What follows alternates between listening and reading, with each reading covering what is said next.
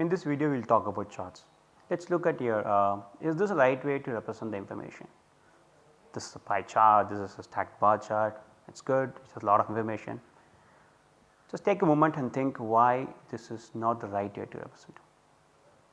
The reason is there are too much information, and although there are each and every colors, but still it is too much information for someone to observe it. I know the data might be of really complicated data, we are presenting a nice pie chart, still we are making more complicated for students to understand or the end users to understand. Maybe how do you compare these two colors, so what this color means, where to look at it. So, there are a lot of complication in this particular type of representations. Similarly, in this particular charts, I want to see how this particular one variable is changing over the time, and it is not easy for me to make the inference from the data. So, what type of charts to use and what other types are there? So, there are many more types of charts or plots or graphical representations, basics ones like bar chart, stack bar chart, pie chart, histogram, box plot, scatter plot and line charts. And when we can use these charts and when we can't use the charts. So, we will go into each of these types of charts in detail. First, we will start with bar charts. Bar chart is nothing but a pictorial representation of consisting of rectangles represent a variable values at different contexts like a time, place, etc. And it is most frequently used and it is very easy to comprehend, right. So, we use bar chart, we saw that everywhere. So, it is kind of this I was talking about the average marks over several years 2015, 2016, 2017. If you have a particular course, the particular course's average mark over say last 6 years, you can draw this graph chart. So, this bar chart tells you that the students performance in 2015 and 2019-20 is comparable, but 2016 batch did really good. You might have did some new teaching strategy, the students are exceptionally good or something happened there. You might know what is happened there, that will be diagnostic antics. But by just describing this data in a bar chart, you get some indication that something good here. And here these two batches are consistently did good compared to the other 3 batches like 2015, 19 and 20. So, might be something happening in this 2 area, something is reducing there. So, this kind of simple representation using rectangles is represented as a bar charts. It gives an inference that comparing 1 year data to other year data and different times. Also, this is most frequently used and easy to understand. So, you know bar charts, just give an example also. Now, consider when to use these bar charts and when not to use these bar charts. At least list down 2 points for when to use and list down 2 points for when not to use bar charts. After you writing down your answer, let me to continue. So, when to use bar charts, like it is while tracking the variable development of variable from say year 1 to year 2 to year 3, you can use it. For example, here child's growth in every year, every exams, or the child's growth in every month, something like that.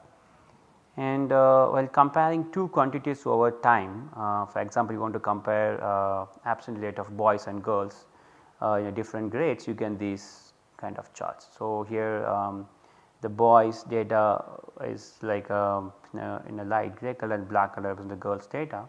So, you can compare this data. So, you can say consistently the absent rate has been across grades it is higher for boys, and class 9 students absent rate is less compared to the class 12 students. So, you can infer more information from this graph. So, to compare and also to show the trend, also to compare the data several years, the bar charts can be used. When not to use bar charts, when using more than 2 variables, or if you want to compare students performance in 7 courses of an average over years. So, when you use more than 2 variables, better not to use the bar charts. Also, when you wish to depict the contribution made by each individual towards total quantity, bar chart is not useful information.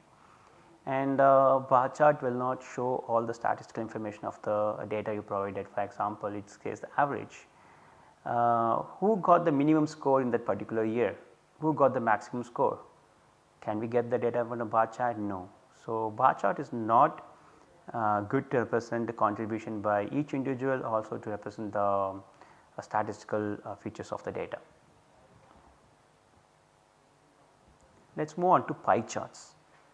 Pie charts is a circular chart divided into slices. The larger the slice, the more contribution it has made to the total quantity.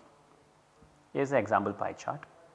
Let us consider this is the distribution of emotions in online session. Let us consider the A is students engagement, and this is students delight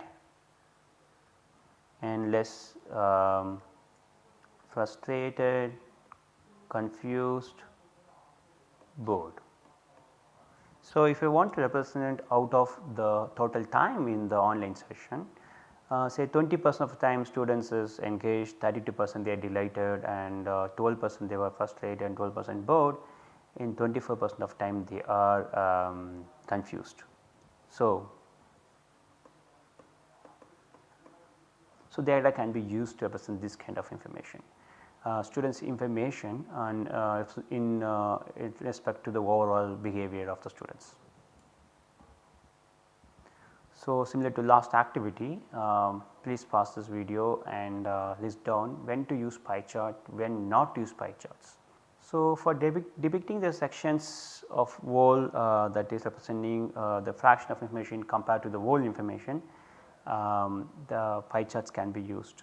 So, for example, in the class, what fraction of students got which grade in the class. For example, who got less than 10 marks, what is the fraction, say that is a fraction of the values, and who got more than 50 marks, this is a fraction. So, to represent that the class distribution of marks can be used pie chart. So, the important information in pie chart is make sure the sum of all the values equal to the total quantity, do not miss out the values and complete the pie chart. When not to use pie charts, we saw the example that last 6 years score, consider the average score is represented in the pie chart. So, such a places like when you are comparing the progress over time, do not use pie charts. Okay.